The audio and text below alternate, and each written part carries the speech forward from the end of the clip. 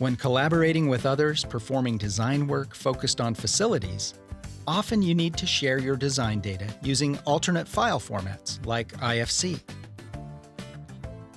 SOLIDWORKS 2022 has focused on improving both the efficiency and reliability of saving IFC file formats out for other design tools to leverage.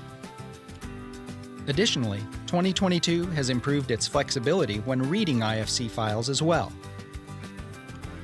Now, when you open an IFC file, you can choose to filter specific object types to import, avoiding the need to open unnecessary geometry and focus on just the information you need to work with.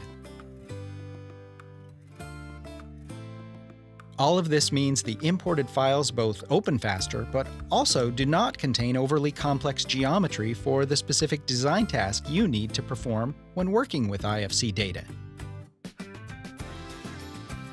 Also new for SOLIDWORKS 2022 is the ability to better support the export of DXF and DWG file formats from part files. Components often contain color information that is important for manufacturing processes, such as the color of sketches, bend lines, and other information. This is extremely valuable for downstream operations where colors can represent different manufacturing processes or parameters for NC tool equipment.